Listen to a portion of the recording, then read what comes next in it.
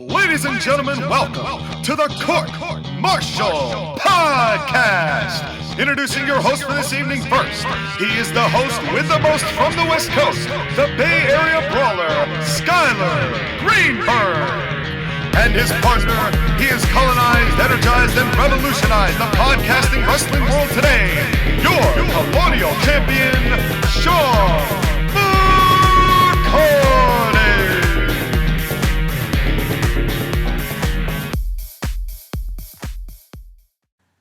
And welcome, ladies and gentlemen, to another incredibly action-packed edition of the Court-Martail Podcast, in the only place you can find it, right here on the Court-Martail Podcast YouTube channel, which you should be subscribed to. If you're not already, get that bell button to all, so you get every single podcast that we've ever done and more. I am your Colonial champion, Sean McCarty, getting the plug out of the way right off the bat, because we have so much to talk about that I just don't think we're going to have the time, and we're going to run right into this. And with me, as always, the man of the hour, the man with the power, too sweet to be sour. He is the royal decree to my Jinzo, and the fact that we're cut from the same cloth, we just got different ways of doing it.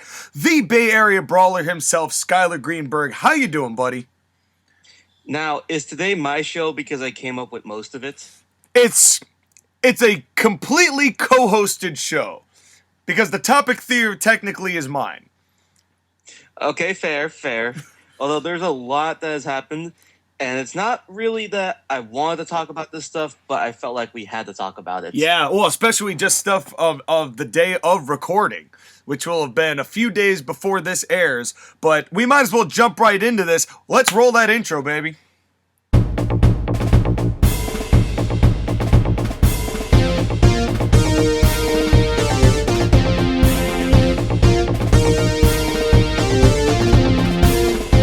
Coming straight to you from the Golden Gate Garage, this is the Wrestle News with Skylar Greenberg.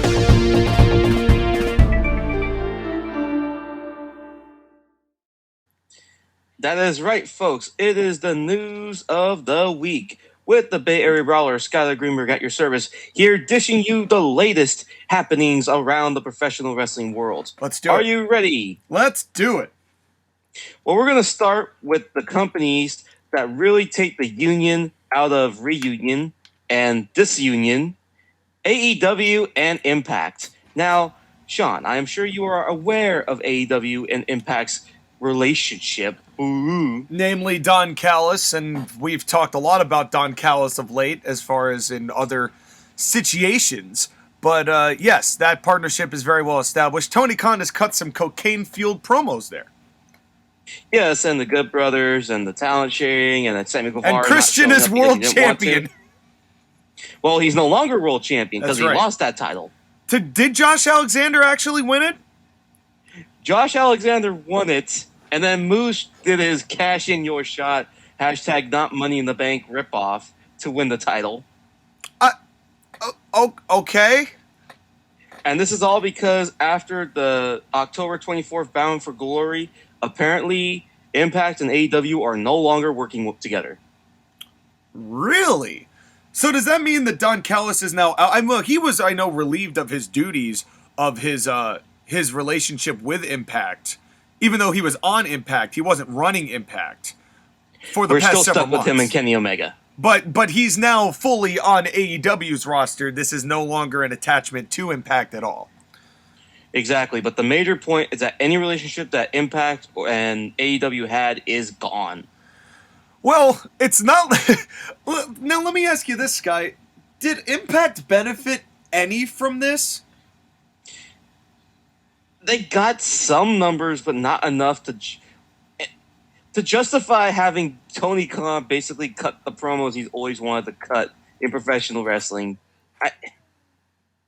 No. You know what this reminded me of a little bit? It almost reminds me of when McMahon went to the USWA in '93. Right as he was, I think that was right at the time that he was being investigated for the steroid. But he goes down and he cuts some heel promos in Memphis for, I don't think it was Jerry Jarrett. I forgot who was running US. Oh, probably Jerry Lawler at that time, who was running the USWA. And he got to be a heel and kind of cut the promos he always wanted to cut. It just turns out that McMahon had a hell of a knack for it. but that Tony Khan does not have. But honestly, I'm kind of glad this is over because AEW had nothing to gain, and I think Tony Khan finally realized that AEW had nothing to gain from this relationship. Right. This is just a...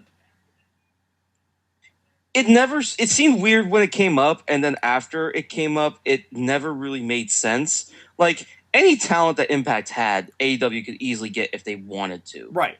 There's nothing particularly interesting with seeing Kenny Omega or Sammy Guevara on Impact TV. Right. At least not enough to make me want to watch it. Christian Cage winning the Impact title was great and historical and all that, but it's just... there wasn't enough there for me to bite. Sure. Oh, same. I didn't watch any Impact once that started. But let me ask you this, Guy. Do you think that this is one of those deals where it's more like they did the press release, and this is more like on paper than anything else? Because like you said, if AEW wants anyone from Impact, chances are they're going to get them. My understanding is that for now, any Impact talent that wants to be on AEW has to negotiate the deals on their own because Impact's not going to facilitate it. But the fact that they had Christian Cage drop the title to Josh Alexander, I think it kind of speaks to how the relationship is going to go. Yeah, well, and my guess is that Tony Khan's not going to have any AEW wrestlers show up, which, why should he? Yeah, no, absolutely. Absolutely. There was no gain for that to begin with, except that I'm pretty sure that Don Callis just weaseled into his ear to go manage Kenny Omega, and as a result, that kind of is how they got this whole situation going. I also think part of this is that, remember when back in the day when AEW said, oh yeah, we're going to be like the United Alliances and we're going to be just like the NWA, and then they had the NWA and the Impact and New Japan, and now slowly but surely those relationships are starting to not be a thing. Because there's no reason why those things should be a thing. Like, what did the Impact relationship really give Impact other than a couple of appearances by some AEW talent and a minimal bump in numbers? Look at the NWA. What promotion have they gotten by having their talents be on AEW? Now, I've heard less about them ever since the NWA talents were on AEW programming. Especially like whenever they had Thunder Rosa or Serena Deeb when they were the NWA Women's Champions and had them defend their titles on the pre-show of their pay-per-views. Yep. And funnily enough, half the time that was when those matches ended up being better than half of the matches on the show.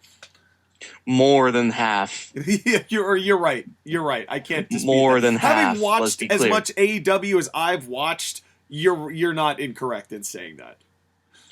And then all the weird stuff with the old-ass Japanese wrestlers. Here's the thing. The one modern Japanese wrestler I can say that they brought in that they kind of halfway used was Kenta Kobayashi against that weird matches with Jon Moxley. Right. But then they bring these old-ass, and I mean old-ass Japanese wrestlers like Suzuki and all the other AARP members. I forget the other guy's name. Oh, Choshu or something.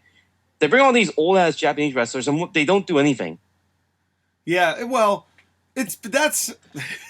there are some things I think Tony Khan is starting to figure out, but there's still some things that Tony Khan, I think just for his knowledge base, from where he's getting his information from, he can't possibly get unless it bites him in the ass financially. And it won't, because right now, it's still working, but they think this variety show style is what's going to attract people in, and it really isn't. It only appeals to the people who are already watching the show. Right. And as we have clearly seen, those numbers keep going down because other stuff is happening in the world. Because like you hockey, have 2 or 3 baseball, stars. Football. Yeah. Well, and you have 2 stars that make that show really incredibly worthwhile to watch. Now, that's not knocking anyone else, but I'm talking purely star power. And they can elevate people, but pure star power right now, it's CM Punk and Bryan Danielson. And look what they've done with it. CM Punk has a good match with Will Hobbs, and a couple weeks later, Will Hobbs loses to Orange Cassidy. Yep. I shit you not. Because Tony Khan is one of us, but his booking style is just not my flavor. most of the time. He gets it right occasionally. It's not your flavor because you don't like orange juice. Yeah, well, I do like orange juice. I just do not particularly like Orange Cassidy deliberate play. It's specifically the play kicks. I don't even necessarily dislike the person. I just dislike the play kicks so vehemently that it ruins every time I see him. It ruins it for me. I would hate the guy a lot less if he didn't do that. AKA fuck his gimmick. Yeah, pretty much. And so that's my only thing. But as far as, you know what they should do? Right before they end this relationship, they should send Orange Cassidy to Impact. Because does he not fit Impact style way more than he fits a professional wrestling style? Are you calling Impact not professional wrestling? I mean, given that it's freaking Moose as their world champion. I mean, Tessa Blanchard was their world champion. I think we should move on. She beat Brian Cage. Yeah, we should move on. Yeah. Just don't forget that, folks. Continue. Let's go on to announce news about Ring of Honor. And Ring of Honor, during this pandemic, has been hit hard. Yeah. And been hit so hard that they have declared that they're not going to be doing any shows for the first, basically, 3 or 4 months, the first quarter of 2022. And they are releasing anyone who is contractually obligated to Ring of Honor so that they can continue wrestling with the option of coming back when they continue their shows. Oh, man. Where do we start with this? First of all, you cannot dispute the fact that Ring of Honor's roster is arguably the worst it's ever been. Even in the early days. Yeah, the worst it's ever been right now. And even though I am a Fanhausen, doesn't excuse how poor this roster is. It's just not that good. It's not recognizable. They're not doing anything with their stars, or they weren't.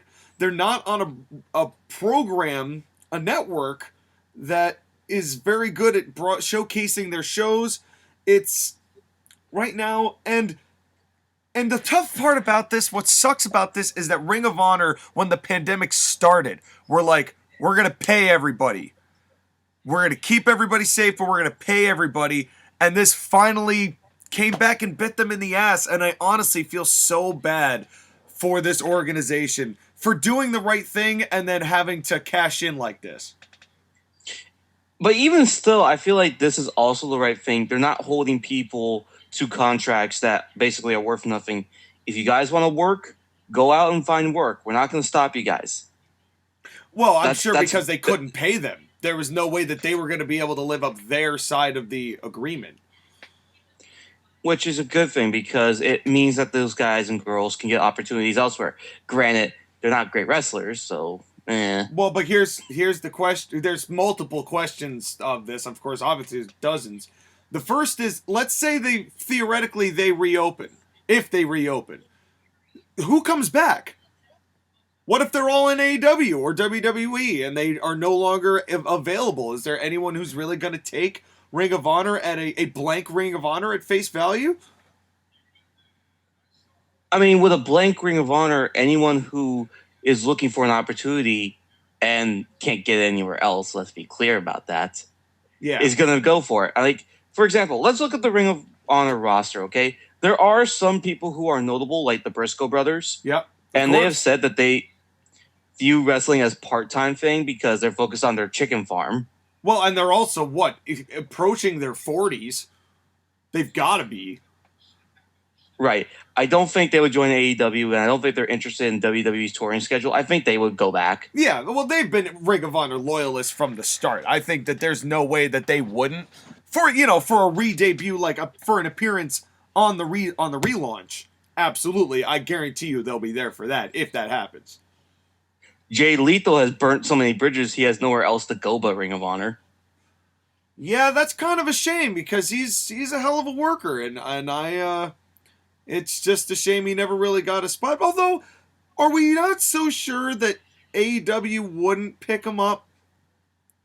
He's like the one guy that I feel like if AEW picked him up, he would probably be good. Yeah. But again, how many of those people that are currently running AEW has he burnt the bridge with? Well, look where they all are now at this stage. Right, because they were all in Ring of Honor at the same time, but Jay Lethal didn't join them. Fuck Marty Scurll. Is he still there? I don't know if he is. I don't know if he isn't. I'm just saying that because obligatorily fuck Marty Scurll. Okay. Rush, I feel like is going to stay because, well, I mean, I don't know. He was just world's champion. For a long time. For a very long time, until Bandito won it. And I feel like Bandito might pop into AEW just because they have the Lucha Brothers and they do like adding people from different areas. And FTR are currently the AAA Tag Team Champions. And yeah, weird. Yeah, very weird. Very weird. I feel like Dalton Castle will probably stay. Oh, I don't know. I've always wondered why he's never gotten an opportunity beyond Ring of Honor, and I have to imagine there has to be a reason for that. Right. EC3 is probably gonna stay. I don't know.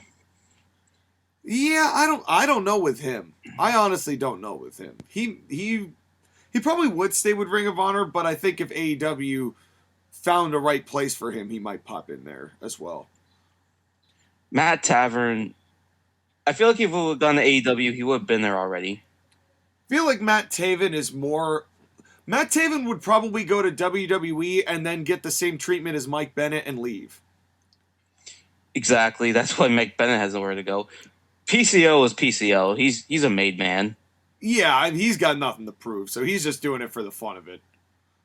Right. But that's the thing, though, is that roster I just listed, it's not a very deep roster, okay? No. And that's just the names of the stars. Like, Ray Horace is there, but, like, eh. Name a female wrestler that's not named Angelina Love. What the hell is her name? Quinn McKay, I think her name is? Who? Exactly. I might have messed up her name, but there is a woman like that. I can picture her now. But she is another female member of that roster, but that's the only one I can remember. Yes, that's the whole point, is that, yes, I know who Queen McKay is. But, again, who?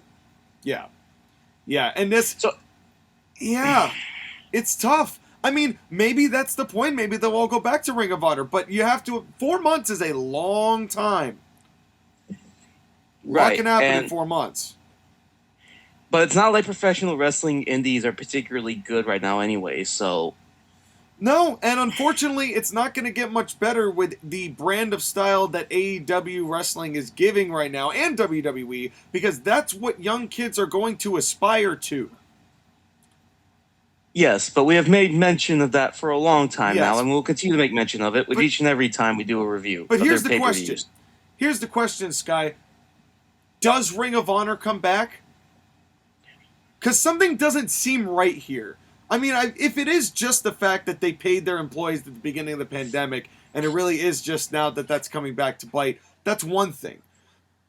But as we've said, it's not like the product was raising eyebrows at all to anybody. I think, well, this is all part of their restructuring, right? Of their vision. Theoretically. It really depends on how long Sinclair wants them around. Because as long as Sinclair wants them around, they're going to be around. But if Sinclair drops them, they're dead. Yeah, it's sad that the TV network is really at the heart of it. But you have to wonder, is there restructuring? Is Sinclair going along for the ride on this? That we don't even know what Sinclair's opinion on this is. Well, we've seen Sinclair's opinion. They are cheap. And they're willing to keep Ring of Honor around, but give them the bare minimum to help them out. This is a developing story, ladies and gentlemen. We're definitely gonna have to keep our ears to the wall on this and keep you as abreast as we possibly can about the goings on of the future of Ring of Honor that has now been called into very much question. Right. Now we're going to go on to someone else's future who has unfortunately gotten very murky one Mr. Hamwich himself. Greg the Hamwich Hamilton. What's going on with Greg? So apparently he has been released from his contract by WWE. Oh my God! Yes! Yes! Oh my God! I thought you were going to break into a Daniel Bryan. Yes. This is one of the greatest days of my life. This tops giving birth to children. This tops the first time that I ever had relations with a woman. Greg Hamilton, the Hamwich, finally being soured on, thrown into the dumpster, and that dumpster being rocketed off into space with Jeff Bezos. Thank you. Thank you. Why? What happened? So there are two things that happened. First, as a rapper, you're going to appreciate this one. Apparently, he had a beef on social media with West Side Gun. Why? Because apparently West Side Gun has a voice that sounds similar to Greg Hamilton, and Greg Hamilton sent a really weird tweet. Have you read this tweet? It got removed as soon as it got put up. No, this is okay. Before we continue, for those of you who don't know much about West Side Gun, one of West Side Gun's like big things is naming pretty much all of his songs after wrestlers. That's his gimmick pretty much. I've never noticed the connection. Is there even a connection between West Side Gun and Greg Hamilton? Do they sound that? I don't think they sound that similar. Okay, anyways, are you ready for these two tweets I'm going to... Well, actually, it's multiple comments. Are you ready? Yeah, no, please lay this on me. I'm so intrigued. So, this is an Instagram post, but originally got removed. The writing is as follows. Well, at West Side Gun and at Buffalo Kids Gallery, let's hope that since you stole, capital letters, my voice for your incoherent kindergarten fables that you saved up enough delivering for DoorDash, because you are censored emoji, you'll be paying me for years, apologize, I'll think about not collecting every dime for the rest of your life, or I can just get WWE's lawyers, that's okay too, settle with my lawyer, and don't ever use my voice again, so wrong. Oh, so did West Side Gun use Greg Hamilton as a sample? I have no idea. Is that what happened here? Yeah, it was. Is that the West Side Gun used a sample of his voice. Oh, okay. Is Greg Hamilton's voice WWE's intellectual property, though? I have no idea. But the thing is that apparently it was on Gunn's next project, Fourth Rope, which is basically an homage to wrestling fans. So, This is very weird. Let me continue, shall we? Yes, please continue. In a follow-up Instagram comment, Greg Hamilton said, "TikTok, the longer this goes, the longer I have in court. You ready to settle or do you want to dance with WWE lawyers? If the slam dunk price goes up by the day." Then he wrote in another one, "It was $20K, but at noon Eastern, it's $30K, and we go to court." God. What is... Greg...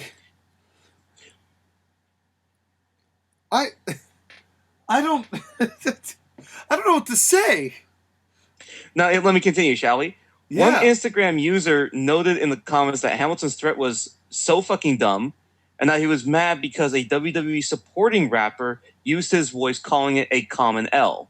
And West Side Gun is a WWE fan, and I think he's worked with them before, right? I think once or twice on like some of their actual like audio, recorded audio. I don't think he's ever performed though. Right, but that's weird that West Side Gun, he's the guy who Greg Hamilton should be happy with. Anyways, here's what Hamilton responded to that user.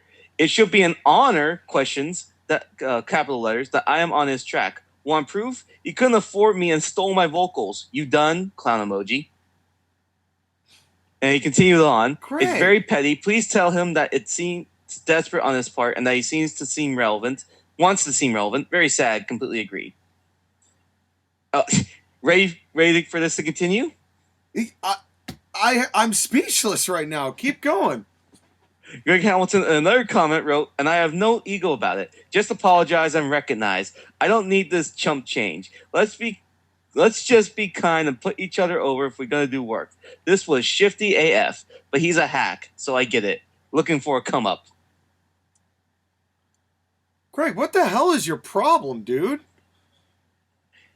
I have absolutely no idea. What the hell is your problem, Greg? I mean, first of all, I almost guarantee you, just because I have a little bit of knowledge as far as, copywriting and what you can and can't use and how much of something you can and can't use, I guarantee you that West Side Gun's producers had already figured out just how much they could use as a sample legally without having to go through the legal ramifications. And I'm sure that in some description, West Side Gun had to have talked to WWE at this point. It's like, this just makes no sense. This is getting upset because somebody else has the same trading card as you on the playground. Well, I mean, if that trading card is a Charizard historical holo rare. Yeah, but so if you've got the same card, like, what the hell does it matter? I don't understand. This is. I told you this was going to be a bizarre one, and I have not been disappointed. Greg also must have a beef with rap. That's the only thing that makes any sense in this. Why he would be so offended that somebody who is making an homage to WWE wrestlers and talent, I just don't understand. He's got some issue with rap, or something else is going on in his home life. I can't find the wife stuff, so let's just retcon that. Yeah, we'll keep you posted on it, but just this is crazy. This is just a crazy story.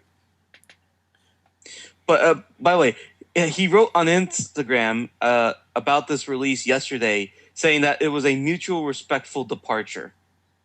Well, you can't just go on Twitter and be like, I'm going to get WWE's lawyers and we're going to fuck you up. You can't do that. Because Vince McMahon will be like, what? You're not getting me involved in nothing there, sir. You're not going to use my lawyers for nothing. And let's be clear, okay? The Instagram post that he has, that he posted saying thank you for his time. Do I want to even read this? Do you want to even read this? I'll read it for prosperity's sake. I'm not going to say anything until the end, but you just let me know how ridiculous this is, okay? Oh, no, I can't wait. Let's hear it. After 6 years and 52 weeks a year, it's time to say goodbye. Wait, hold on. Before you continue. He was there for 6 years? He's been there for a while. Oh, my God. I didn't realize that's how long I was hearing that excruciating sound. Oh, that's right, because he was in NXT for a while. He joined in 2015. Right, he was the early announcer for NXT. I forgot about that. All right, I'm sorry, continue. I feel like he was better at the beginning, and then he got overproduced. Yep. Wow, what a surprise. First and foremost, don't let the internet or social media gas you up. This was a mutual respect departure from a great company. Nothing but respect from both sides. It's business. We all know our worth. Also understand that what you see on social media is exactly that. It's not real life, especially for your favorite superstars. They are human beings with real lives and incredible human beings. Did Greg Hamilton just call himself a superstar? I don't know. Wow. That sentence. They are human beings with real lives, comma, and incredible human beings. That's whatever. Continue. That hates the bullying that is read and internalized by real human beings, not characters. That needs to be said for my friends. And as I get older, my mother is in her 70s, my sister Jessie, who has cerebral palsy, those are my priorities. Not chasing fame, not being on TV. 52 weeks a year became too much. Without our mental health, we have nothing. But man, what a ride. There are truly no fans like the WWE Universe. Wow, 6 continents over 6 years, embracing your love and passion has truly changed me as a person. I am forever grateful. And for the one last time, one fall. I don't work there anymore, so you're allowed to say it now. Man, I wish he'd just go off to that 7th continent and just stay there for a little bit. So we wouldn't have to hear him ever again. Oh, man. This is ridiculous, man. I was not expecting this. Wow. Did I not promise you good stuff today, No, Meister? this was juicy. This was real juicy. And Hold on. Let's get on to the juiciest story. Well, then, before we shall get to the juiciest story, I have to say this joke real quick, and then we can move on, because it came up to me, because Greg Hamilton, really, all he was saying to West Side Gun is that he's going to make you be a man who's going to be a hoeing him lots of money. All right, let's move on. Lame. Yeah, I said it was lame. Nerd. You're talking to the guy who made a Jinzo and Royal Decree reference in his intro. You think that's gonna bother me? I feel like you're gonna end up making a diss track about Greg Hamilton on the next album. I'm gonna use him. I'm gonna use his sample. Bring it on, Greg. I've already challenged Chris Jericho and he backed down. You think I'm afraid of you? Yeah, and unlike Chris Jericho, you're not fat enough to be funny, so. That's right. That's right. So, we're going to talk, now this is a timeline piece, okay? So Yes. we're going to go a little bit back in history so we can talk about these events, shall we? Yes. So, all this drama apparently started with one Charlotte Flair. And what happened is that Charlotte Flair wrestled against Bianca Belair for the WWE Championship, well, Women's Championship, one of the Women's Championships. It's sad that we had to specify that deeply. It's sad that we had to specify that deeply, and we had to specify specifically which one. But it happened on the October 18th episode, and Charlotte Flair retained. Yes. But apparently, she was interested in dropping the title to Bianca Belair because Bianca is well-liked by Charlotte, and she sees a lot in her. And because they were switching brands anyways, Charlotte's going to SmackDown, and Bianca's staying on Raw, that she should give the title to Bianca so she can get a little bit of a rub. Fair. Now, what's your opinion about that? I think it's fairly nice of Charlotte to do. I think if Bianca had won it, that would have been a nice moment on Raw. She doesn't have a wrong opinion on that. I would have been all for that, but I know that Vince shot her down and didn't make that happen. Yes, Vince shot her down and didn't make it happen. So, of course, we had the Kingdom of Saudi Arabia show, and Bianca was in that match too. Unfortunately, she lost to one Becky Lynch and Sasha Banks, but specifically Becky Lynch. Yep. So Becky Lynch, who was the SmackDown Women's Champion, who's going to Raw, and Charlotte, who was the Raw Champion going to SmackDown, had to figure out what they were going to do about their titles because they're going to be on opposite brands. Right. So they proposed a title switch or a title exchange segment. So apparently, this segment happened on the SmackDown episode that happened on October 22nd. It sure did. And all three ladies that were involved in it didn't like it. They hated it. But specifically, Charlotte Flair was adamant that she didn't want to, quote-unquote, look weak against Becky by giving her the title. Because what was supposed to happen in that segment was that Charlotte gives her title first to Becky, who holds up the two belts and goes, Becky, 2 belts. Right. And then eventually Becky gives it to Charlotte, and then Sasha does her thing and blah, blah, blah. Now, what do you think of the segment idea first? Well, it's no worse than when, who was it? Was it the New Day and the Street Profits? Who were just like, oh, hey, we're in a backstage segment. You guys are on our show, we're on your show, so let's just switch. All right, cool. Same time. I don't know you, man. Same time. All right, cool. You're now those champions, and we're now these champions. And then they just walked away and went their separate ways. But I don't disagree with Charlotte here. I think it does make Charlotte look weak because it makes it look like Charlotte just handed the belt to her, like Becky's just the superior woman, and Charlotte would never do that because she's the queen. Gimmick-wise, it does reflect poorly, even though Charlotte has had innumerable world championships given to her that she would lose a day later, which is why she's up to, what, 14 now? Yes. Yeah. So I'm not saying that she hasn't had stroke to get what she's wanted in years previous, but in this particular instance, I don't necessarily disagree with Charlotte here. Well, the other thing too is that segment was low key between the New Day and the Street Profits. They did it backstage with Right. Adam Pearce, and Adam Pearce quickly explained it's just a title switch. You guys are still champions. We're just going to do these title switch so we can get over with. And I think the New Day and the Street Profits, they have a little bit less ego than Charlotte Flair, so they were okay with doing the segment. It didn't make them look weak. It was weird, but it was by necessity. Well, and also, it's not like the New Day took all the belts and held them up and went like, oh, look at us, we're the double champions, and then handed the belts to them like they're yesterday's trash. Right.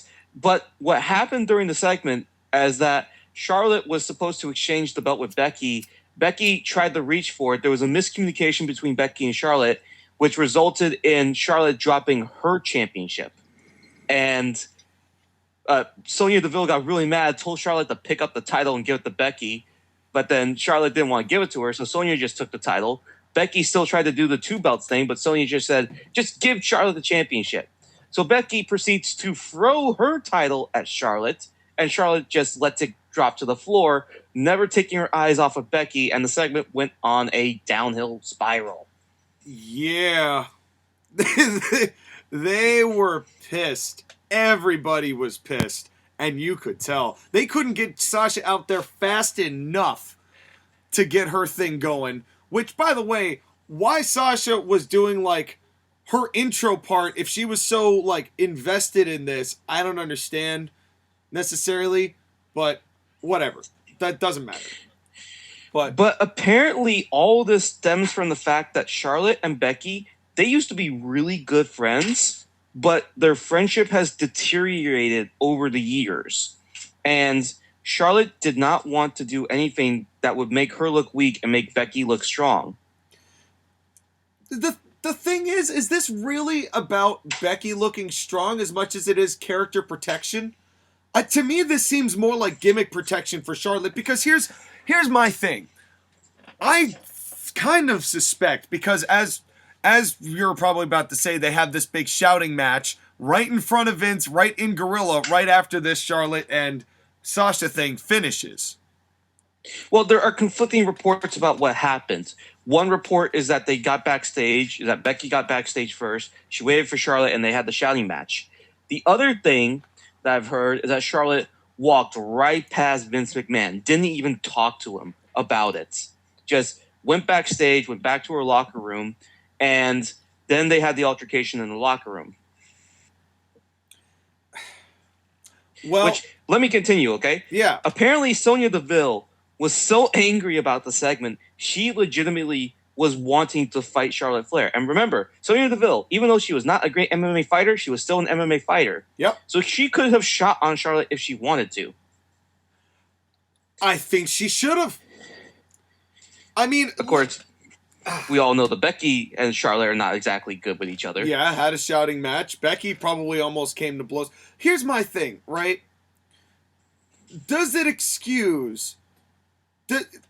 Does the fact that Charlotte's intentions here, well, I think are actually good intentions, is that justify her acting like a child in the ring and being petty? No. But also, if it is true that Becky did wait at Gorilla to have this shouting match in front of Vince McMahon, or wherever it was, does that mean that it's right for Becky to be there and wait and act like a child as well and toss the belt? No. No, this was two wrongs do not make a right here. And it feels like both women at this point, because think about the ego Becky must have at this point too. Being handed the belt from Bianca at SummerSlam, being on top of the world, main eventing WrestleMania and winning, as well as the fact that she was just allowed to have a baby and then come back and immediately win the title right after that. Who's to say that her ego is not on par as Charlotte's? It's probably just on the same level, because Becky has also been handed a lot of things in WWE. Yeah, they are probably two of the most entitled women about the entire WWE roster. Yeah. And so it's no surprise that these two would come to blows. And you could kind of hear it in Becky's voice when she's like, all right, well, I'm gonna head out. I'm gonna go to Raw. You know, you two figure this shit out, and I'll see you in Survivor Series. And she, like, barely got it out of her mouth before she just tossed that mic. And, like, you could tell she was hot. Now, let's continue about what happened afterwards. So apparently they had this shouting match backstage, right? Yep. So apparently Charlotte Flair, Becky Lynch, she had a dark match on that SmackDown, and Charlotte Flair reportedly was told to leave the arena because they did not want the confrontation to continue. And Charlotte left Orlando. She literally left and left to go to Orlando to be with her fiance Andrade El Idolo, who later that night tweeted "F you WWE." Right. Well, but basically, Charlotte left the arena in anger. There were reports about whether or not she was escorted out by security or whether she left on her own volition. Well, in either case, this is before I get to tinfoil hat wearing time. Before we get to that, I don't necessarily. I understand. Charlotte should not act like a child and then run away, you know, like a hurt kid at the playground when she doesn't get what she wants. To me, this would have been a moment where, as a leader of this company, I would have gone to both of these women. I would have sat them down and been like, look, if you two got issues, there's a ring out there. Go and settle it. Just fucking settle it. And when you're done, we can go back to doing business.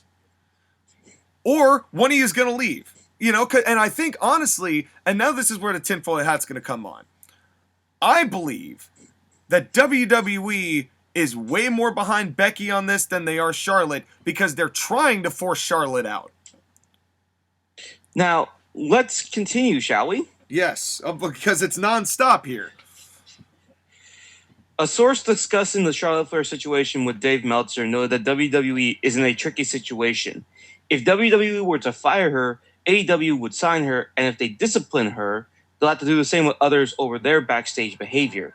They have their hands full with this situation because they don't know what to do. Yeah. And that's the thing. That's the risk. You fire her, she's going straight to AEW in a heartbeat. Yep. Assuming Tony Khan wants her. I can't imagine why he wouldn't. That'd be at this point. This is the Bret Hart Shawn Michaels moment. You know, but the thing is Charlotte Flair too toxic enough? Let's remember, a lot of the reason why AEW is even existing right now is because wrestling fans have rejected Charlotte Flair for a long time. In fact, maybe AEW owes part of its creation to all the hatred to Charlotte Flair. And I know AEW fans, they would hate to have Charlotte Flair be on that roster, come in, immediately take the title off of someone like Britt Baker. Yeah, but that's great heat. That's heat, perfect heat. It's exactly what they need. They need this kind of momentum. They don't have this. They had it with Punk. They ruined it. They have it with Bryan, and they're getting close to ruining that. But here's the thing, though, is that, yes, they could put the title on her and be immediately focusing her as a star. But think of guys like Josh again who have been yawning whenever Charlotte appears. Think of the people who change the channel whenever Charlotte segments appear on TV. We literally talked a month ago about how during an Alexa Bliss Charlotte Flair segment, people were leaving the arena. I can't dispute that. I'm not saying that you should put the belt on her immediately. That's a terrible idea. That's a horrible idea. If Tony Khan did that, then he's tempting. It's tempting, but you can use her star power in a lot of different ways. But you just can't have her come out like Ric fucking Flair. That's the problem. It's like she never reinvented herself outside of that gimmick because they never allowed her to. If she went and changed everything up, we're talking about a different ball game here. It would be Ashley Flair, and Ashley Flair is a different person. You know, we can have this debate in a little bit about Charlotte's career. Yeah. Let's put a pin on this for now. But really, what we should really be talking about is the reason even why they're in this in the first place, and that is the WWE Draft gimmick. Yes. So it is really a gimmick. Our topic here this week is the draft. We have had so many of them now, with 10, 11, probably more than that. because they've been doing 15 them, years. Yeah, they've been doing them yearly ever since 2000 and I believe 2007. Then they were doing them occasionally. The first one in 2002 in March, which was the best. Which was the only one, and that was out of sheer necessity because Vince McMahon had just bought WCW and had a boatload of talent and a boatload of contracts and didn't know what to do with all the talent and didn't want to just mass fire people. So they made 2 shows. And, right. you know, this happened in 2002. This is almost the 20-year anniversary of the draft. Did you ever watch that episode, by the way, that episode of Raw? I watched it. It was a good, like, it was a, when it was coming out, it was a fresh concept. It was a fresh idea because they had so many goddamn people and they couldn't feature all of them on one show or 2 shows. Yeah. So they had to split them up. Yeah, and they had a lot of gimmicks going on, but there was actually some surprising matches on that show. Like Mr. Perfect versus Taz. Which was a great match. Which was a great match that lasted very little time. But it was a match, but a surprising one. Can you imagine what those two would have done healthy if they were like in their prime, like a good 15-minute matchup? That would have been tremendous. But in any case, that draft was great because there was already storylines they were working with. They had like the hot commodity and Brock Lesnar coming up, but they had the NWO, they had the Undertaker, yada yada. You know, The Rock. Steve Austin was kind of in limbo because he was going to kind of alternate between both before they had the whole thing with him and Lesnar, and he ended up taking his ball home. But in any case... And then there was the 2004 draft, which had Eric Bischoff and Paul Heyman as general managers of Raw and SmackDown, respectively. Yep. And they were going head-to-head with each other. Yeah, and that one was really fun because then they did the twist of, like, Eric Bischoff drafting Paul Heyman, and Paul Heyman just quit. And there was just... that was really fun, too, because that was... It hadn't been overdone like every other gimmick that WWE ever does. Is that SmackDown and Raw still felt at that time organic. I mean, they were still WWE branded, right? They were still WWE format, but they still felt unique and they still felt different. And there was a different flavor from one to the other. And it still felt like that pretty much up until 2009. When they started doing more integration of the roster because the roster just, for pure lack of creating new stars, that just say for John Cena, was starting to thin out. It started small with the tag team champions who could appear on either show. Yep. And the first United champions were the Colognes. Yeah, who beat The Miz and John Morrison for the belts on the WWE WrestleMania pre-show. Yeesh. But then Chris Jericho and Edge won it, but then Edge got hurt. So Chris Jericho picked the Big Show as his partner, and Jericho was actually a fun tag team to have on both shows. It was. I liked Jericho. It was because Jericho was coming off some of the best work he had ever done between his feud with Michaels and then his subsequent Intercontinental feud with Rey Mysterio. And it rejuvenated Big Show, who hadn't been doing anything for a little while. Yeah, no, and he was doing much better at that time. And then they lost the titles to DX. Which, But then, here's the thing, is that as you notice, the excitement for the drafts kept getting weaker and weaker, especially when the ECW was gone. And then they did the Super Show, which basically, I don't know. Nullified the whole point, yeah. Nullified the whole point. They did the second brand split in 2016 when they had separate rosters. And actually, for a little while, specifically with SmackDown, it was a breath of fresh air to have people just on one show with each other.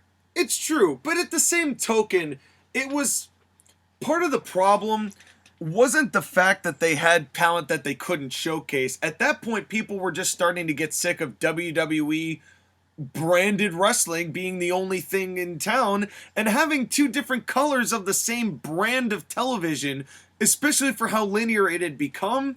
It didn't have the same kind of sting as it did when it originally, the concept originated.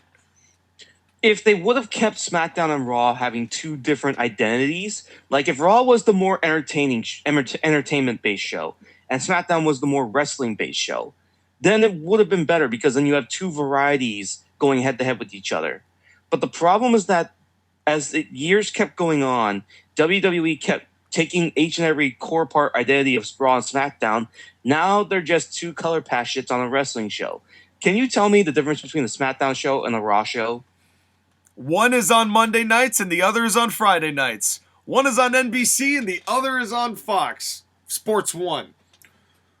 Fox. Well, FS1 is only when they're doing World Series shit. Oh, okay, good. I'm glad that was only a one-time thing. I'm glad they're actually still on Fox. Well, one-time thing until Fox gets more World Series games. No, legitimately, I genuinely thought that was what was happening, that they were just permanently moving to FS1, and I was like, oh no. No, it's just a temporary thing. But that's another thing too. You're moving it from Fox to FS1 for World Series. How much does that really mean that it's prestigious at all? Well, you saw how many people. You saw that about half of the audience came over to watch it on FS1.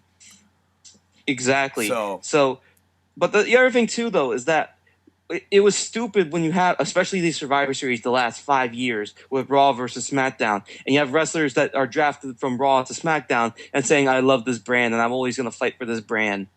Like, it was so contrived. Yeah, and then it was just. And then, of course, because at that point, the whole Survivor Series of 5-on-5s and Raw versus SmackDown, and it's like watching siblings fight. It's like, okay, you're fighting, but you're still part of the same family. It's like any time that they did a McMahon feud after 2005, pretty much. I mean, you called it out last year when they had the stupid Fox and USA Network logos on the back of the men's Survivor Series team shirts. It's the company softball game. Yeah, exactly. That's exactly what we're looking at here. And that's really, I think, why the draft... And then they put the wild card rule in, which was pointless. No, it wasn't pointless. It was to try and drive up ratings. And what did it do? Made them go down. It did the exact opposite thing and gave the whole point of having separate rosters once again meaningless. And then they stopped it, and then they said, "Oh, we haven't been listening to you all. So let's have another draft." Right? That's what you want, right?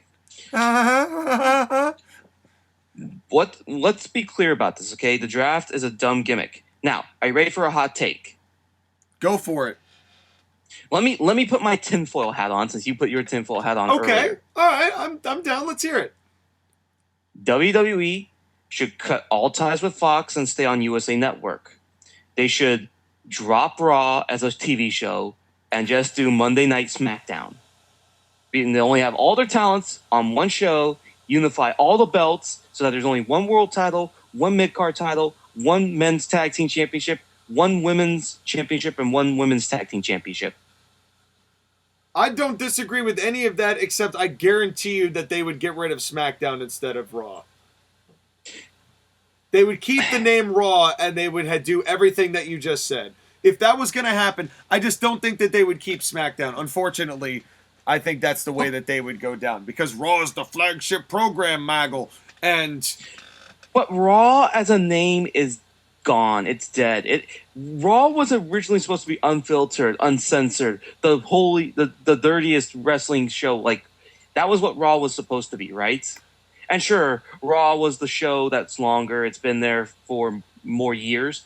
But SmackDown has always been associated with better wrestling, and that is the name that they should keep on. Because Raw, while it's had its entertainment moments, has also been home to some of the worst segments in the history of professional wrestling and of TV in general. No doubt. I can't disagree with that either. But I also, it's interesting that you mentioned that, though, about Raw being like the unfiltered, uncensored, ungritty. You really think that in its infancy, Monday Night Raw was none of those things, because of the new generation and just the way that WWE's format was until they were forced to change. And then they were really only cutting edge and gritty for a span of 6 years, maybe. Yes. It's Raw Something really like was never that Raw. It's interesting, but I don't disagree with you. I think if you wanted to keep one and keep your branding strong, I would keep SmackDown as well. I just don't think they would ever do that.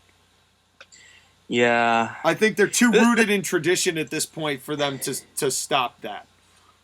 I mean, Monday Night Raw is Vince's baby. Always has been Vince's baby, and always continues to be Vince's baby. Yeah. And speaking of babies, there's a woman who has had several fights who just gave birth to an Irish baby, but prior to ever hooking up with the man that she had it with, she had an all-women's pay-per-view match with someone that she has been boning and contending with, and you know what time it is. Roll that intro. What time is it? It's the fight, it's the brawl, it's the match of the week. It's tonight, watch along with the son of a beat. It's one fall, they down for the 1, 2, and 3. So don't stall, hang on to the edge of your seat. We got a punch and a flip and a powerbomb too. All the moves and the stars are all under review. See the baby face cheered and the heels get heat. This is wrestling at its peak. It's the match of the week.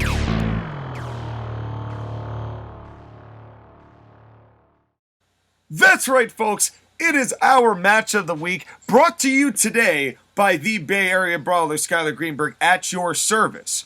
And this matchup is the Evolution Last Woman Standing match between our two favorite egos, Becky Lynch and Charlotte Flair. What did you think of this match, Sky?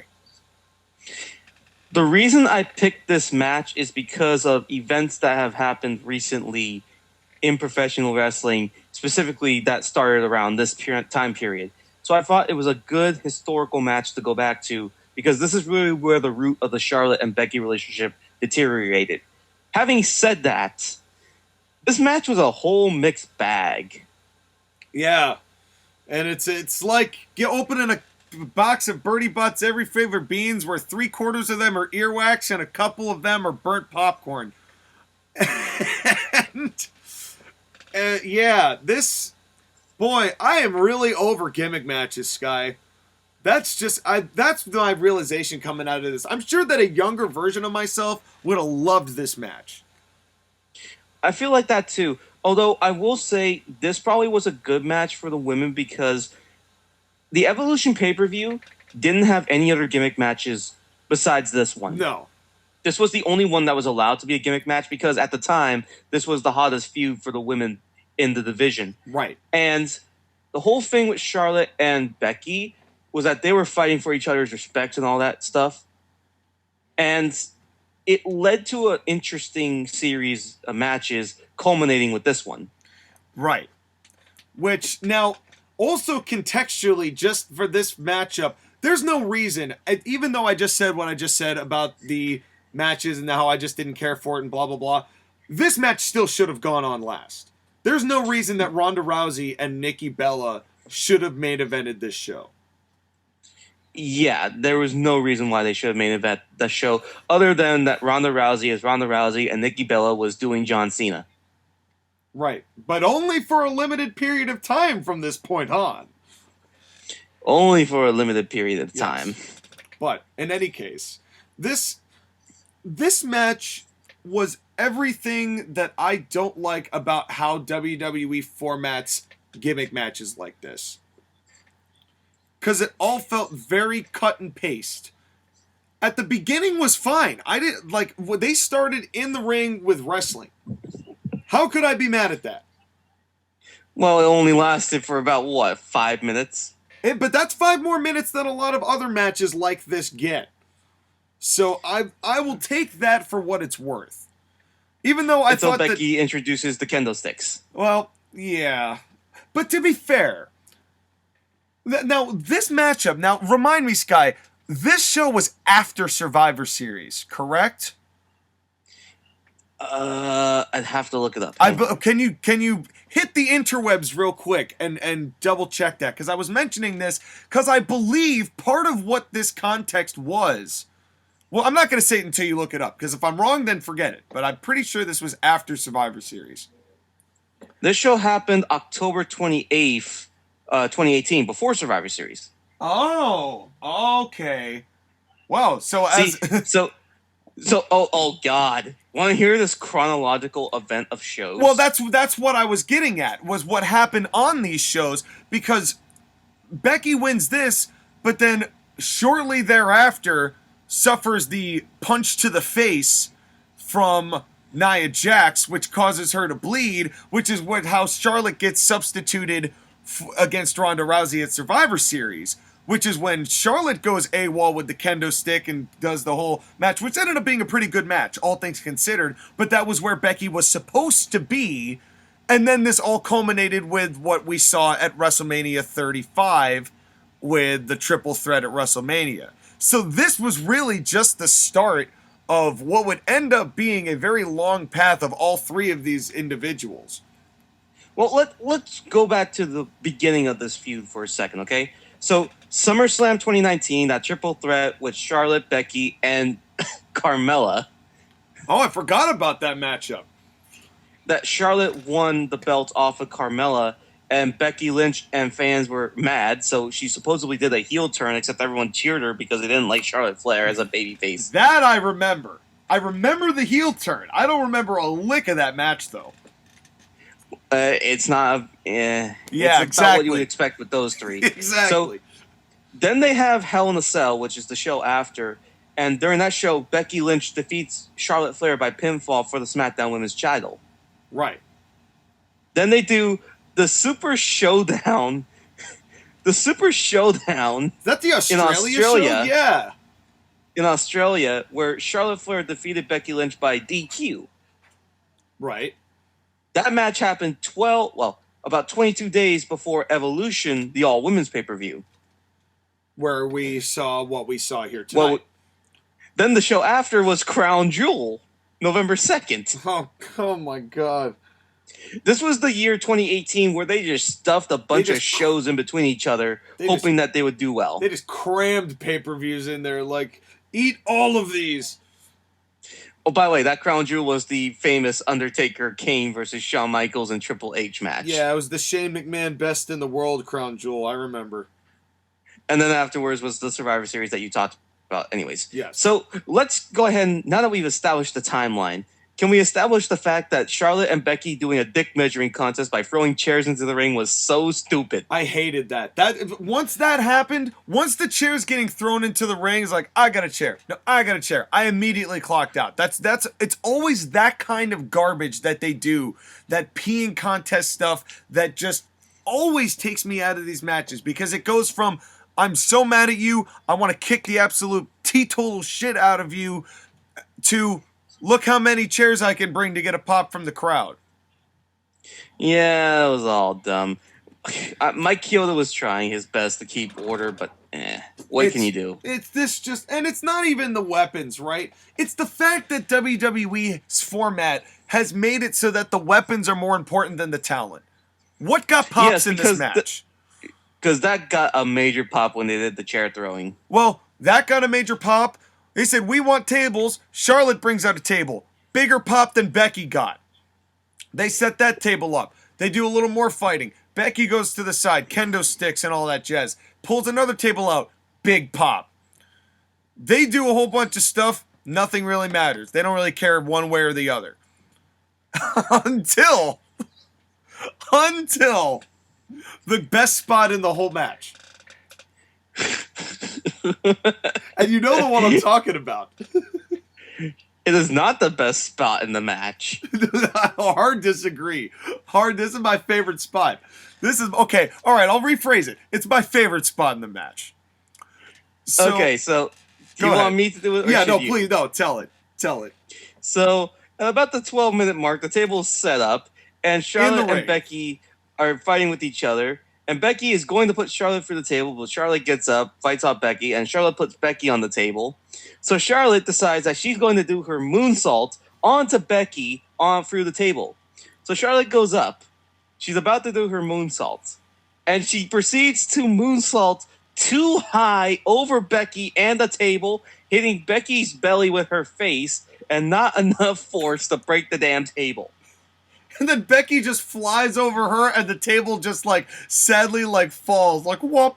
It was gold. It was everything you'd want in a botch in this context. It's the table not breaking. It's Charlotte missing the moonsault like she always does. It's Becky just falling gently to the ground.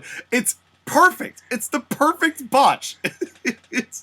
And Becky, and specifically Charlotte, was so mad about it. She was. She said, no, we're repeating the damn spot. So she goes up to the top rope, sets up Becky on the table again, and then just does a regular old moonsault. No, that's a senton. A senton. That she nearly missed. She also overshot Becky when she did the fucking senton. Barely connected with Becky enough just to break the table. God, that was so funny. That was the best. That was the absolute best. I was like, that alone was worth watching this match for. Let alone all of the stuff they did as like trying to make it feel like they actually were having a competitive fight, which was not a lot. But that was so funny. That was one of the funniest botches I've ever seen. I'm arguably ever.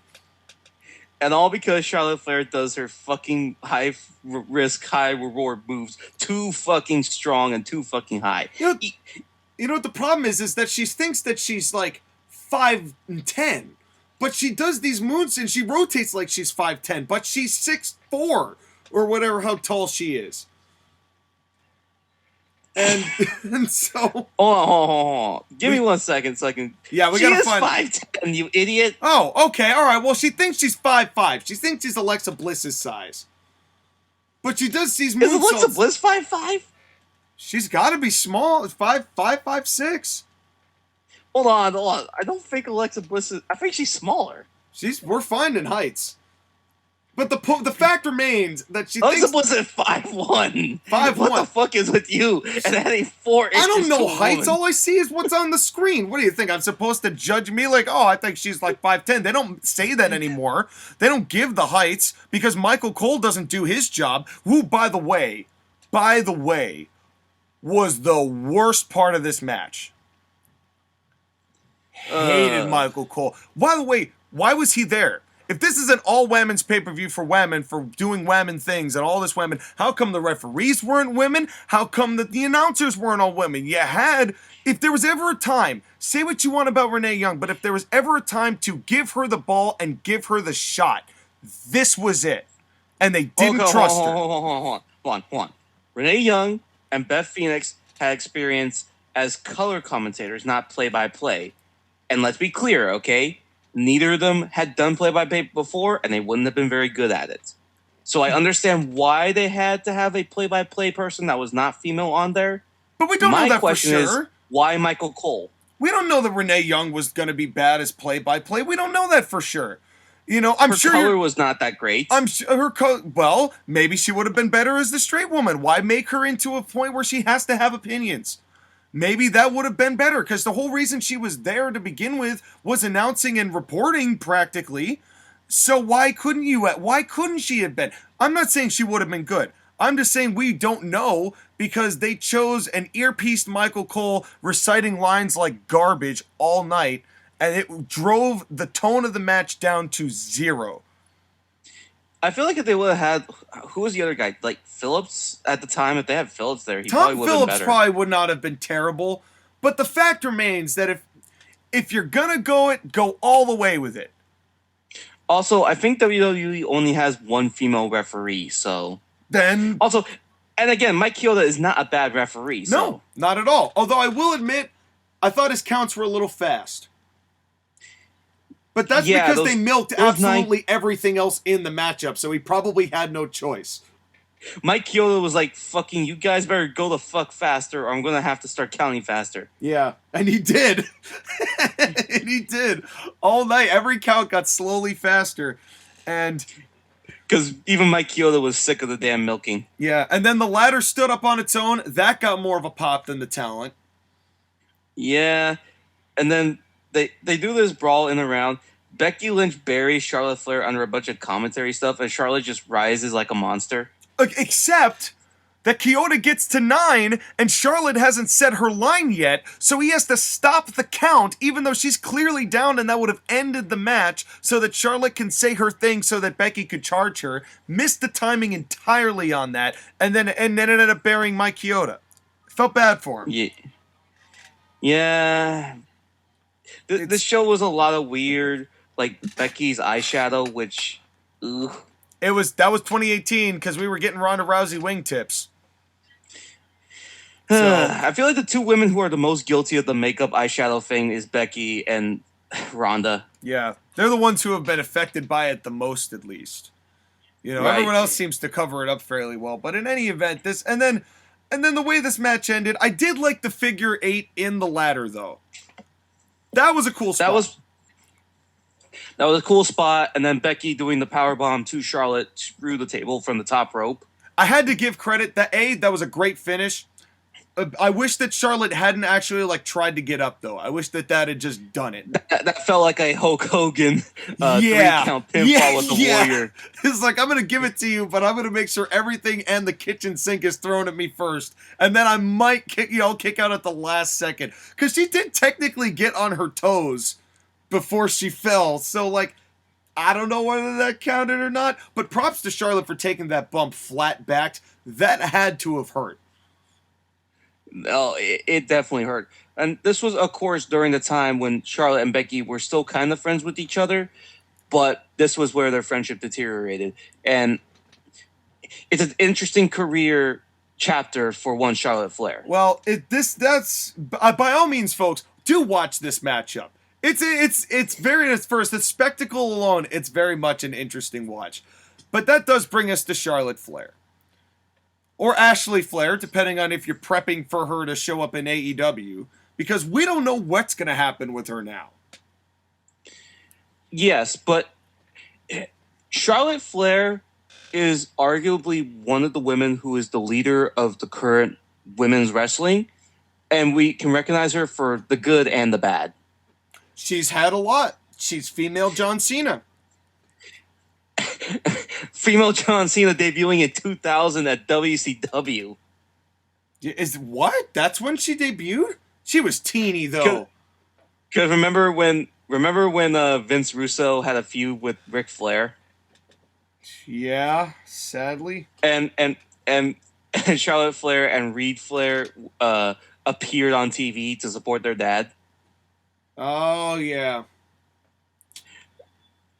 That counts? That counts. Okay. So, hey, Charlotte's been on TV since she's 11. What are these other women doing? Yeah, well, Dominic Mysterio is a seasoned vet then. He's seriously, he should open up a wrestling school.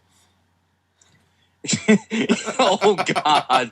And the Dominic Mysterio School of Wrestling, a.k.a. the Eddie Guerrero Learning Institution. Yeah, I was going to say Latino Heat Learning Institute. Dominic Guerrero. Oh, goddamn. The Learning Institute sounds like that's something else altogether, but let's move on. So, Charlotte Flair is a homegrown talent because, let's be clear, she started in NXT in 2012. Yep. This is a blast from her past. The beautiful, fierce females, Charlotte Flair, Sasha Banks, and Summer Rae. I don't think I ever saw them. Remember, this is early 2012, 2014 NXT. Yeah. Back during the time when it wasn't the show that it was. Yeah. Like, when it was still developmental, but it wasn't anything more than that. Right. Fucking WrestleMania 30, her, Alexa Bliss, and Sasha Banks appeared as Triple H's girls against his match with Daniel Bryan. Yes, that I remember. And then, of course, Paige was the champion of the women at the time, but she got promoted to the main roster. And Charlotte Flair ended up winning an 8-woman tournament in her place with a match against Natalya Hart with Ric Flair and Bret Hart at ringside. I remember that one.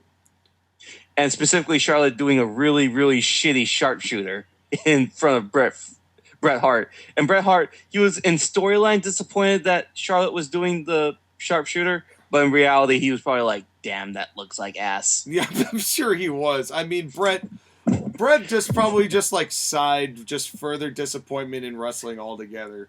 Just another collective bitter sigh of pain and discomfort that we've come to love Bret Hart for. Oh, yeah. And then Charlotte ended up becoming one of the 4 Horsewomen, which was the dubbed nickname for the generation of women that supposedly were going to change wrestling.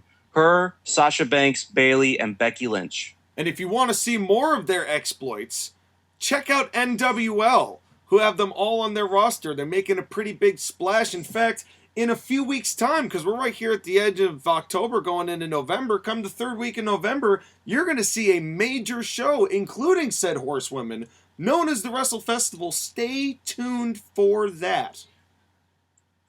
Thank you for the shameless plug. You're but welcome. I have a question for you, Sean. Yes.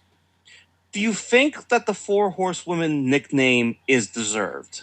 Because the Four Horsemen are a legendary stable. And do you think the Four Horsewomen deserve to have that nickname? Anytime that you create a gimmick based on a gimmick that was made years ago, it's not going to have the same meaning or intent behind it. So I wasn't really impressed when they came up with it in the first place, because they didn't really come up with it in the first place.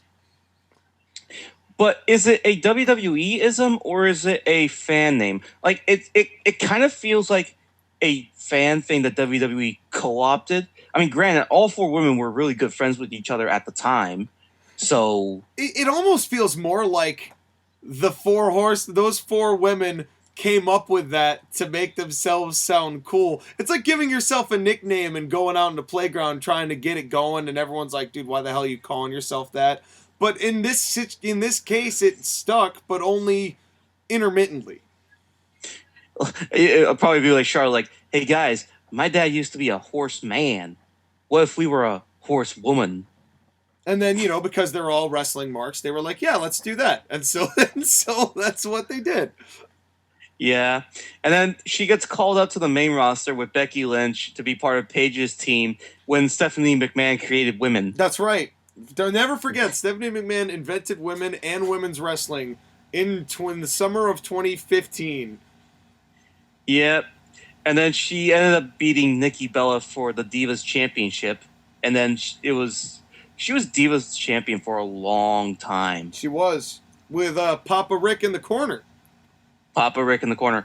Although who kissed Becky Lynch? I forgot.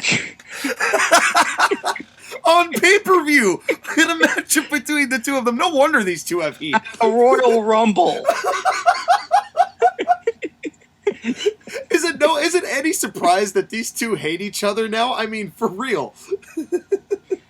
By the way, we mentioned that Paige cut that promo about Charlotte and Reed. Oh my God.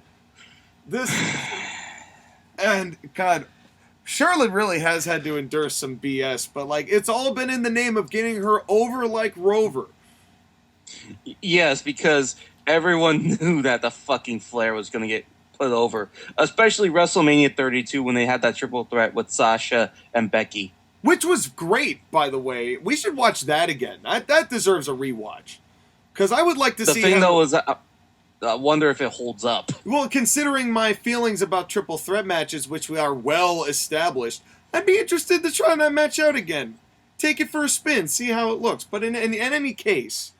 Because WrestleMania 32 is legendarily known for being one of the worst WrestleManias of all time. Yep.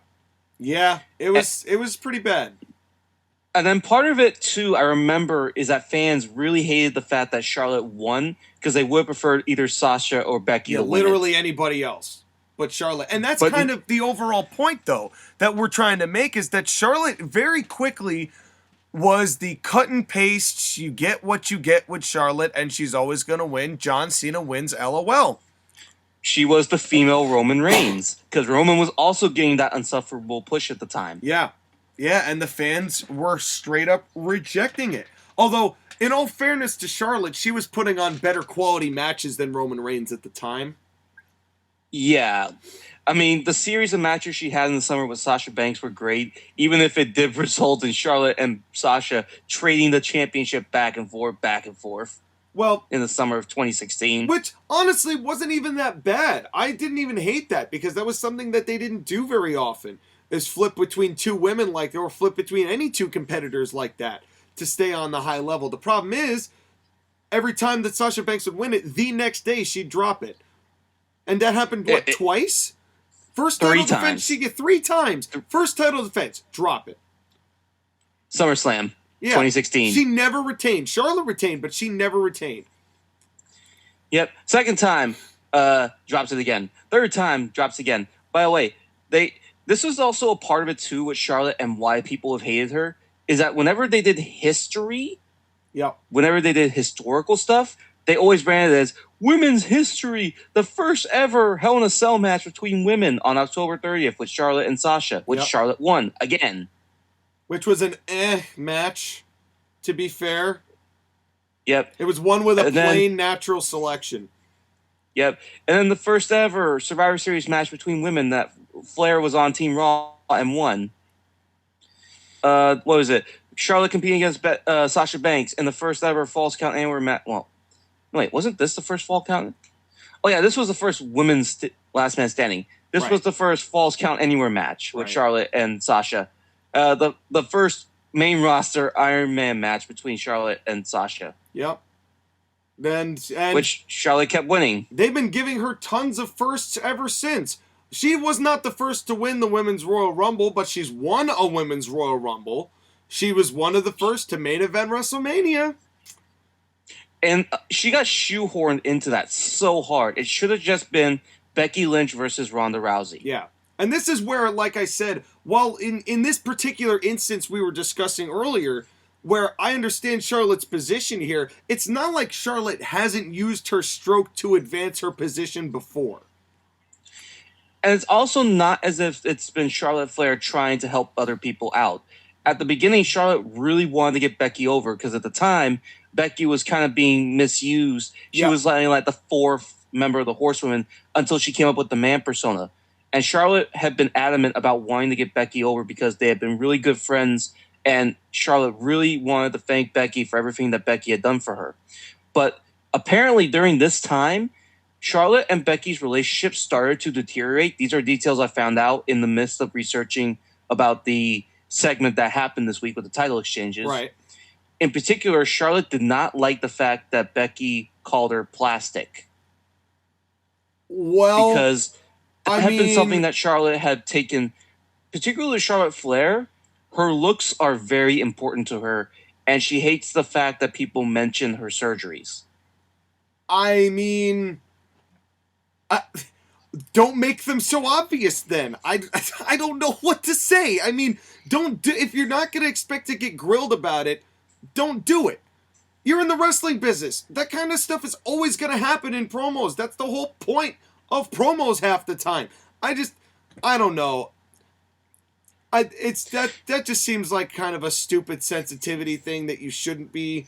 I understand with appearances, but I also often wonder how much of that was because she wanted to do that or how much because she was pressured by Vince to do that. Yeah, and there's also a lot of things about Charlotte, like the last 2 or 3 years, where she has been pushed so hard, and there's that little bit of like, I don't know how to say it. There's been this thing with Charlotte where her personality, she started out when she was younger, she was a more natural, likable person. Yep. Like, she was more humble. She was more appreciative of wrestling and what it could do for her. Yeah. In the years, especially the last 2 or 3, her personality has changed. A lot of the coworkers that used to work with her don't like her now, specifically Becky Lynch and Sonya Deville. And naturally, a lot of the women don't like working with her because they perceive her as taking their spots and opportunities because she's had so many chances. Well, I mean, it's hard to argue the point. Given her track record, and again, how much of it is her, how much of it is Vince, how much of it is her knowing how to talk politically to Vince so that she gets what she wants. I don't know. But there has to be an element of all of those things. I'm sure. Also, you can throw in the Ric Flair name and Ric Flair's influence on it, too. Well, yeah, I'm sure Rick and Vince have got a lot of things in common with each other. And specifically with Rick, he is relevant now mostly because of what Charlotte does. Well, but that's also part of why I think that they're trying to push her out. Because they just got rid of Rick. They canceled Rick because of Dark Side of the Ring. Justified or not, that's what happened. They got rid of Andrade pretty much because they were trying to separate them from their brands, I think is how that went. And then Andrade was like, nah, I'm done, pretty much. And well, there's a weird thing too. Charlotte's personality has changed ever since she started dating Andrade. Yep. I mean, obviously they're madly in love, and I can't hate that. But you can definitely tell that there's an inflated sense of ego with Andrade. Whether or not it's justified, it remains to be seen. Here's my question. Do you think Andrade is a good wrestler or great wrestler or just an okay wrestler? I haven't seen any of his AEW stuff. Thought it was good in NXT, but he needed refinement in NXT. If you recall, it took the right combination of people to get him over. And AKA Zelina Vega. Yeah, and I don't know if he ever really was able to recapture that. Apparently, from discussions that have been talked about with other people, Andrade on his own is not particularly interesting because he's not very charismatic, whether it's English or Spanish. Yeah. Well, do you think that that's how they're going to end up getting Charlotte Flair? Because maybe they need her as a mouthpiece, as weird as that sounds. But she's had plenty of practice because WWE gives her fucking 10, 15-minute promos every time Raw opens up, which is part of why people have hated her, because she's had so much time on national TV to do what she wants. And, well, but to say what WWE wants her to say, I'd be very interested to hear a real a real Ashley Flair promo. Not An something unscripted manufactured. Ashley Flair promo. I would love to see the intensity in her eyes if she's still got it. That's why I'm kind of interested to see, because we'd see a different person. I think one of WWE's biggest problems that they did with Charlotte Flair, it's the same thing they did with Roman Reigns until about a year ago, and it's the same thing they did with John Cena. They never wanted her under Rick's shadow, but they literally gave her his gimmick, and they never changed it. They never changed it. For 6 years or 8 years, they never changed it. And that's part of the problem. How can we miss you if you don't go away? She did go away for several months last year, and when she came back, she had never actually changed her gimmick at all. She wore cow print paisley. That's what changed. And she got new surgery that she doesn't want talked about, but was so goddamn obvious that you couldn't not notice. I don't know. This is going to be really interesting to see with Charlotte Flair, because like her or hate her, she recognizes that she's got star power, and she recognizes that she has some leverage. And at this point, if Charlotte walked away from WWE and said, you know what, screw you guys, I'm done, if she CM Punk'd this situation, she would be over like Rover no matter where she went elsewhere. I mean, there's been talks about her going to Hollywood because of her name and her name recognition and her looks. You know, whether they're earned or not. You just never know. But this is going to be very interesting to see where Charlotte Flair. She's had a historic career. We're not taking anything away from her accomplishments. But and she is a legitimately great wrestler. Like, yes. Charlotte has had great wrestling matches against Becky Lynch, Sasha Banks, Bayley, Rhea Ripley, Bianca Belair, Io Shirai, Asuka when Asuka was good. Yeah. She's had great matches. Yeah. But every time that something has had to happen with the women that was historical or legendary, it always involved Charlotte Flair beating Asuka's undefeated streak, becoming a part of the main event of WrestleMania, always competing in first-time matches for the women. And, you know, it is, again, not taking away her accomplishments, but how much are those accomplishments when you're hearing, and that's what aggravated me about Michael Cole, like in the middle of that matchup when he goes, oh, Charlotte wasn't handed anything. Really? Really, Michael Cole? Her literal last name is Flair. Yeah. She was handed that title, okay? Yeah, literally. And all they ever wanted was for her not to feel like that, but that's all they ever made her do. And so, I'm interested in seeing Ashley Flair cut a promo. So at this point, I hope she leaves, because I think that at this point, WWE does not deserve Charlotte, does not benefit from Charlotte, and Charlotte doesn't benefit from WWE, and nobody in WWE benefits from Charlotte being there either. But the question is that would AEW bring her in? Because a lot of AEW's creation is because fans hated Charlotte so much. And Charlotte, while proclaimed to be a ratings draw, actually drove people away. A lot of people would skip her segments. So is Charlotte Flair enough of a good wrestler and a draw? Is she worth the headache, basically, for Tony Khan to get? I genuinely think it would come down to the very first promo she cut. I think that they would give her one chance to prove that she was not the woman that she was for the past 10 insufferable years. You get one shot to prove that this is going to be different, that you are different, and that you are going to fit or challenge a style and are not going to be treated the way that you were treated in WWE and the way that we felt your presentation in WWE. Because if AEW does that and brings her back as the queen, nobody's going to give a shit. And actually, if she is brought back as the queen, it would reinforce everything that we thought about her. Like, This isn't just a WWE thing; it's a Charlotte thing. Yeah, it's not an Ashley Flair thing; it's a Charlotte thing. Yeah, and we'll have to see. This is a very intriguing time to follow the career of Charlotte Flair, and I look forward to more Charlotte Flair stories coming down the pass. Because they talked about Charlotte versus Becky Lynch at Survivor Series coming up. Yeah.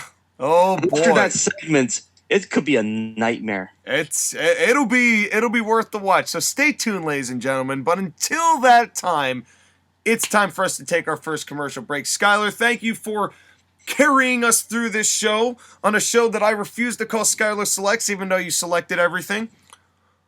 Well, clearly, thank you for giving me the recognition and the greatness because my name is Skylar Flair Greenberg. That's of course. And now we have to do this 14 more consecutive times. See what you've started. Hold on. 16. All right, well, the jury's still out on those. NXT title reigns and my women's tag team championship reign. Oh, I'm sorry. Excuse me. Let me throw this belt at you and let's go to break real quick. And when we come back, we're going to have another spectacular episode. All new heading into November. Going to have some great matchups, great match of the week, great spotlight. Thank you very much for staying tuned, and we'll see you next time, folks, right after this.